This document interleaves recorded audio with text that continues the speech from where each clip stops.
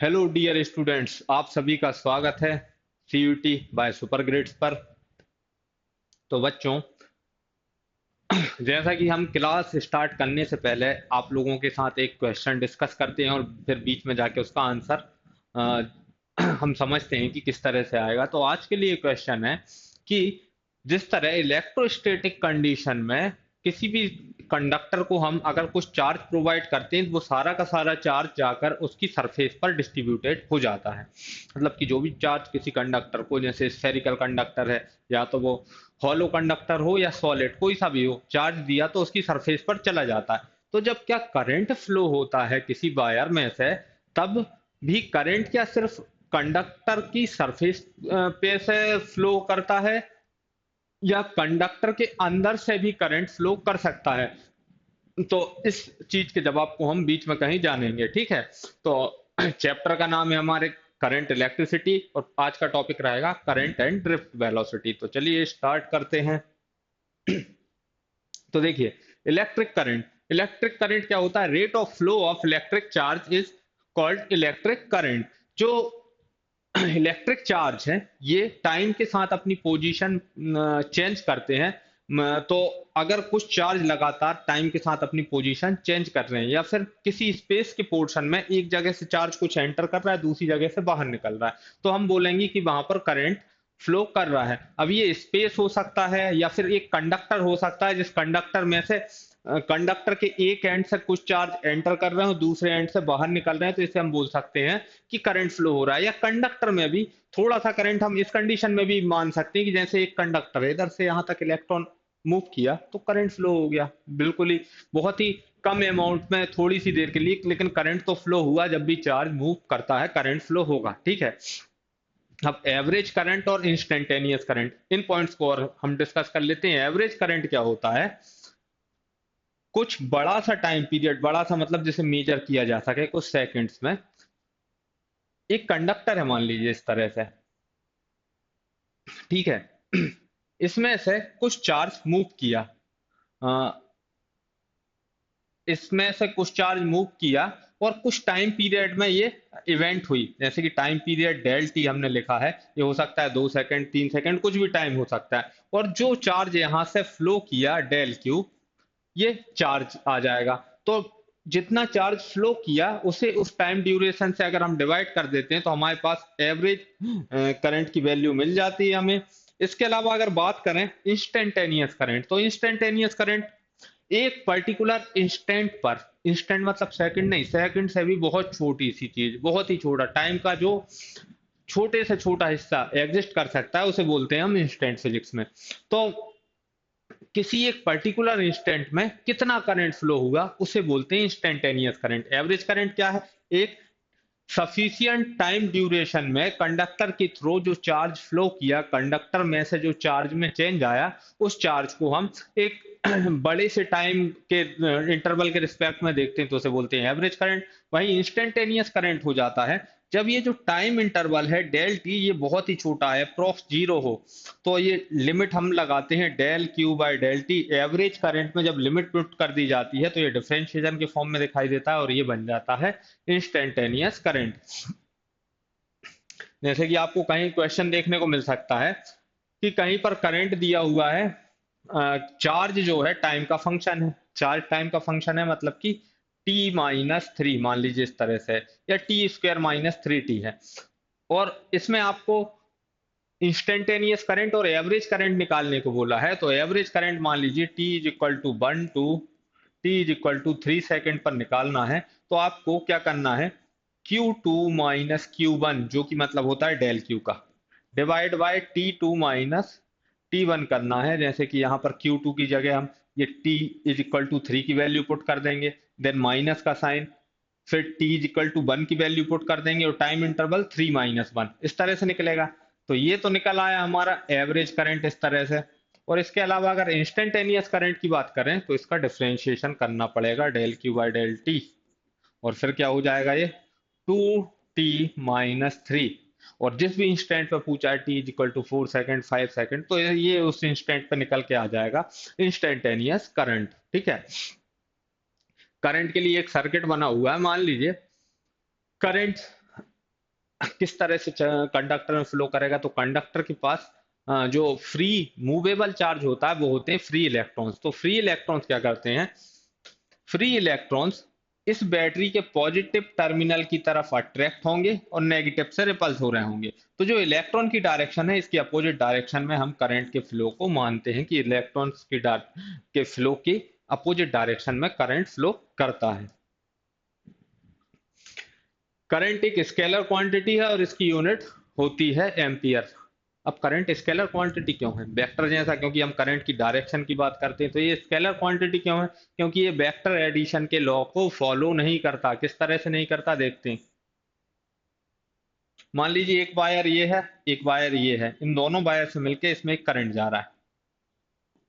ये इस वायर की डायरेक्शन को मैं पीछे करूं तो ये 45 डिग्री एंगल बना रहा है और ये 45 डिग्री एंगल बना रहा है। मान लीजिए इसमें करंट फ्लो हो रहा है 5 एम्पियर और इसमें भी फ्लो हो रहा है 5 एम्पियर। अगर ये वेक्टर होता, करंट अगर वेक्टर होता मान लीजिए, तो ये वेक्टर एडिशन के लॉ को फॉलो करता।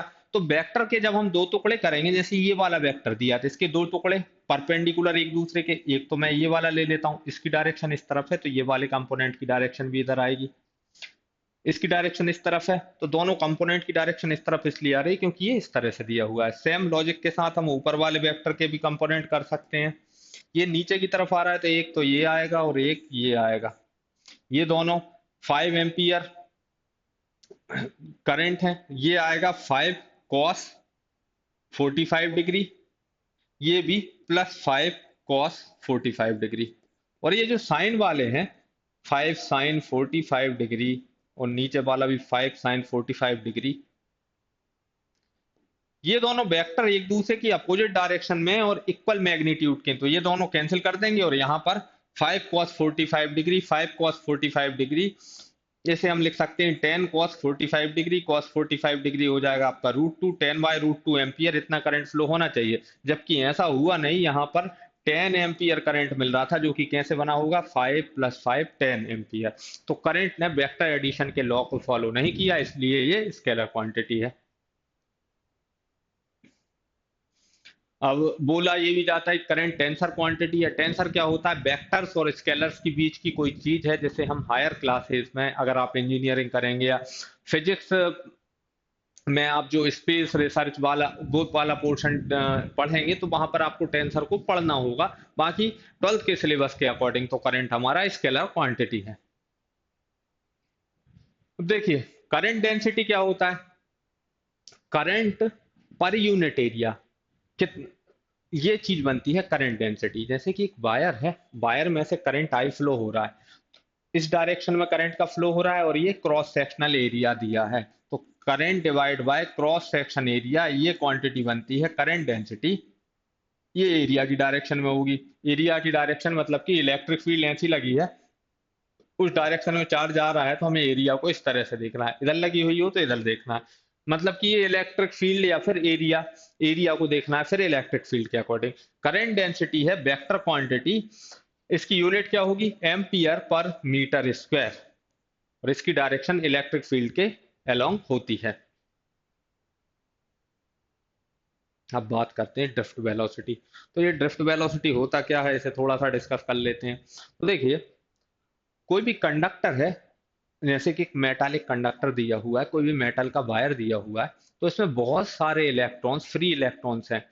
रूम टेम्परेचर के पास इनके पास इतनी सफिशियंट काइनेटिक एनर्जी होती है कि ये बहुत हायर वेलोसिटी के साथ इधर उधर रैंडम डायरेक्शन में मूव कर रहे होते हैं। एक इधर जा रहा है, एक इधर जा रहा है, मतलब कोई पर्टिकुलर डायरेक्शन में इनका मूवमेंट नहीं होता। इस वजह से हम ये नहीं बोल सकते कि वायर में करंट फ्लो हो रहा है, क्योंकि ये इधर जा रहा है तो दूसरा इसे कैंसिल कर रहा है, नेट करंट इसमें फ्लो नहीं हो रहा। चार्ज भी इसमें स्टेबल बना हुआ है, इससे बाहर नहीं निकल रहा। ये दो जो इलेक्ट्रॉन्स मूव कर रहे हैं, अ, इनके पास जो थर्मल काइनेटिक एनर्जी है, इसके कारण जो इनकी वेलोसिटी होती है वो होती है 10⁵ मीटर पर सेकेंड। बहुत ही हायर वेलोसिटी के साथ ये इलेक्ट्रॉन्स मेटल के अंदर या कंडक्टर के अंदर मूव कर रहे होते हैं। लेकिन जैसे ही एक इलेक्ट्रिक फील्ड लगाई जाती है, मान लीजिए इलेक्ट्रिक फील्ड हमने इस डायरेक्शन में लगाई है, तो इलेक्ट्रॉन इसके अपोजिट डायरेक्शन में मूव करेंगे, क्योंकि इलेक्ट्रॉन इससे अट्रैक्ट होंगे इलेक्ट्रिक फील्ड की तरफ। इस वेलोसिटी को हम बोलेंगे ड्रिफ्ट वेलोसिटी, और ये होती है 10⁻⁻⁴ मीटर पर सेकंड। देखिए थर्मल वेलोसिटी कितनी थी, 10⁵ मीटर पर सेकंड, बहुत ही ज्यादा। मतलब कि कितनी थी, 1 2 3 4 5, इतना मीटर पर सेकंड ये थर्मल वेलोसिटी थी। और ये कितनी है, ये आपकी ड्रिफ्ट वेलोसिटी। दोनों को कंपैरिजन देखिए, ये बहुत ही ज्यादा बड़ी क्वांटिटी है और ये बहुत ही छोटी सी क्वांटिटी। मतलब ये 1 सेकंड में 1 सेंटीमीटर भी ट्रेवल नहीं कर सकते इस वेलोसिटी के साथ इलेक्ट्रॉन। तो ये जो इलेक्ट्रॉन इलेक्ट्रिक फील्ड अप्लाई होने पर एक फिक्स्ड डायरेक्शन में मूव करते हैं, जैसे इलेक्ट्रिक फील्ड इधर लगी है तो इलेक्ट्रॉन इधर जाएगा और इलेक्ट्रॉन के अपोजिट डायरेक्शन में करंट फ्लो होगा। इस वेलोसिटी को हम बोलते हैं drift velocity, average drift velocity. अब इसका जो डेरिवेशन निकल के आता है वो अप्रोक्सीमेशन है एक तरह की। इस वजह से आपको कुछ बुक्स में उसका एक्सप्रेशन देखने को मिलेगा ड्रिफ्ट वेलोसिटी का, जहां पर ई चार्ज ऑफ इलेक्ट्रॉन है। मैग्नीट्यूड की बात करें तो ये इतना आता है, नहीं तो माइनस साइन आएगा। Charge of electron, electric field, applied electric field, और जो टाउ है वो रिलैक्सेशन टाइम है। मतलब कि जो कंडक्टर है उसमें थोड़ी थोड़ी दूर पर एटम्स अरेंज्ड हैं। एक एटम से दूसरे एटम तक जब जा रहा है इलेक्ट्रॉन, एक एटम से टकरा रहा है फिर दूसरे से टकरा रहा है, तो इनके बीच दो कोलिजन, तो जो दो सक्सेसिव कोलिजन हो रहे हैं उन कोलिजन के बीच लगने वाला टाइम है रिलैक्सेशन टाइम, ये टाउ दिया हुआ है। और एम है मास ऑफ इलेक्ट्रॉन। कहीं कहीं तो आपको ये एक्सप्रेशन देखने को मिलेगा, लेकिन एनसीईआरटी में भी यही एक्सप्रेशन दिया हुआ है, तो हम इसी को फॉलो करेंगे। इसके अलावा अप्रोक्सीमेशन मेथड को इस्तेमाल करते हुए ये रिलेशन भी निकाला जा सकता है। देखो अप्रोक्सीमेशन है ये जस्ट, तो पूरी तरह से सही हम किसी भी चीज के लिए श्योर नहीं है, क्योंकि ये माइक्रोस्कोपिक लेवल पर होने वाली चीज है, क्वांटम लेवल की चीज है। इसे हम क्लासिकल ट्रीटमेंट के साथ सॉल्व करते हैं। लेकिन ये कई बुक्स में तो दिया हुआ है, लेकिन हमारे लिए सबसे ज्यादा यूजफुल कौन है, एनसीईआरटी। तो एनसीईआरटी में ये दिया हुआ है। ये बनती कैसे है इसे जरा देख लेते हैं हम। मान लीजिए ये एक क्रॉस सेक्शन एरिया है वायर का, वायर दिया हुआ है, ये इसका क्रॉस सेक्शन एरिया है। बहुत सारे एटम्स इस तरह से अरेंज्ड हैं।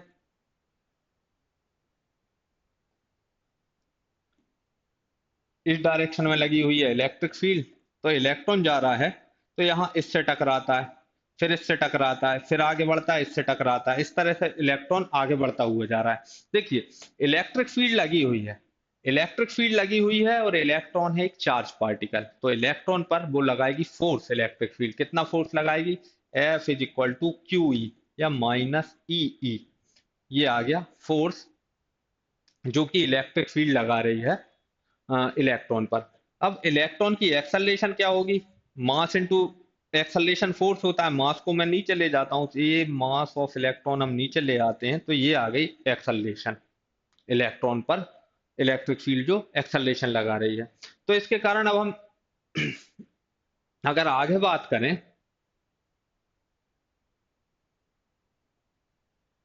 कि हमें एक वेलोसिटी किस तरह से निकाल सकते हैं, तो देखिए यहां से इलेक्ट्रिक फील्ड ने इसे एक्सेलरेट किया। अब एक्सेलरेशन लग रही है तो एक्सेलरेटेड मोशन है। एक्सेलरेटेड मोशन मतलब कि वेलोसिटी लगातार बढ़ती जानी चाहिए, जबकि ड्रिफ्ट वेलोसिटी हम कांस्टेंट लेकर चलते हैं। किस तरह से हम एज्यूम करते हैं कि ये कांस्टेंट है, इलेक्ट्रॉन यहां से आगे बढ़ा मान लीजिए, तो इस पर इलेक्ट्रिक फील्ड इतना फोर्स लगा रही है, एक्सेलरेटेड हुआ जा रहा है, मतलब वेलोसिटी बढ़ती जा रही है, और यहां जाकर टक से टकराया, वेलोसिटी जीरो। फिर से एक्सेलरेट हुआ, वेलोसिटी बढ़ती जा रही, फिर यहाँ टक से टकराया, वेलोसिटी जीरो। इस वजह से इलेक्ट्रॉन जो है पीक वैल्यू वेलोसिटी की अटेन करता है और तुरंत जीरो हो जाती है, फिर पीक वैल्यू अटेन करता है फिर जीरो हो जाती है। तो इस वेलोसिटी को हम मान सकते हैं कि ये एवरेज वेलोसिटी, जिसे हम ड्रिफ्ट वेलोसिटी बोलते हैं। ड्रिफ्ट वेलोसिटी किस तरह से निकालेंगे हम, ड्रिफ्ट वेलोसिटी या फाइनल वेलोसिटी V = U+AT। ये फाइनल वेलोसिटी जिसे मैं मान लेता हूँ ड्रिफ्ट वेलोसिटी है। U इनिशियल वेलोसिटी, हर एक टक्कर के बाद, हर एक कोलिजन के बाद कितनी हो रही, जीरो। ए कितना दिया, -EE/m। और ये जो टाइम है दो सक्सेसिव कोलिजन के बीच का, इसे हम बोलते हैं रिलैक्सेशन टाइम। तो ये एक्सप्रेशन निकल के आ रहा है ड्रिफ्ट वेलोसिटी के लिए। मैग्नीट्यूड वाइज बात करें तो ई ई टाउ बाय एम, मास ज्यादा तो ड्रिफ्ट वेलोसिटी कम, इलेक्ट्रिक फील्ड ज्यादा तो ड्रिफ्ट वेलोसिटी ज्यादा। इस ये हमने पढ़ा कि किस तरह से इलेक्ट्रॉन्स मूव करते हैं कंडक्टर के अंदर और करंट्स को फॉर्म करते हैं। अब ड्रिफ्ट वेलोसिटी और करंट के बीच हम एक रिलेशन डिस्कस कर लेते हैं। मान लीजिए कंडक्टर के अंदर small n number of electrons है पर यूनिट वॉल्यूम में। पर यूनिट वॉल्यूम में कितने इलेक्ट्रॉन्स हैं? एन। तो पर यूनिट वॉल्यूम में एन नंबर ऑफ इलेक्ट्रॉन्स हैं। अगर मान लीजिए ए कंडक्टर का क्रॉस सेक्शन एरिया है, डी लेंथ है, ए इंटू डी क्या हुआ? Area into length volume. तो volume per unit volume number of charge है small n multiplied by volume, तो total number of charge, total number of charge कितना होगा? N A D, A D जो है volume है, एन है क्या?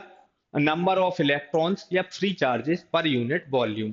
तो ये तो नंबर ऑफ चार्जेस हो गया।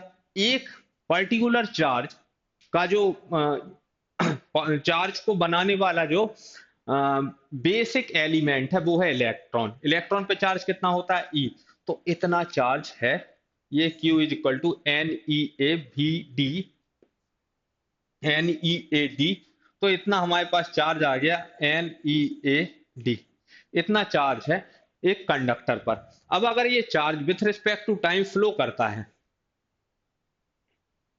तो क्या बन जाएगा? Current I is equal to n ई ए।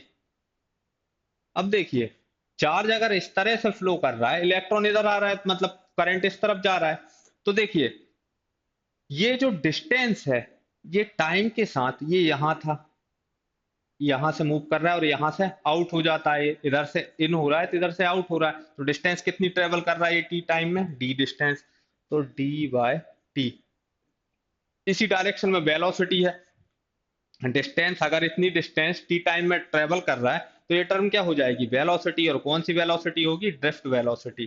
तो ये तो रिजल्ट निकल के आ गया करंट और ड्रिफ्ट वेलोसिटी के बीच जो रिलेशन होता है उसका, N E A V T I. ये किसका रिजल्ट है? करंट और ड्रिफ्ट वेलोसिटी का रिलेशन है ये। इसके बाद बात करते हैं इक्वेशन ऑफ कंटिन्यूटी की, और उससे पहले हम बात कर लेते हैं कि जो हमने सबसे पहले क्वेश्चन डिस्कस किया था, करंट अंदर से फ्लो होता है क्या कंडक्टर के? तो हाँ, करंट अंदर से फ्लो होता है, ये अभी हमने देखा था यहां पर भी।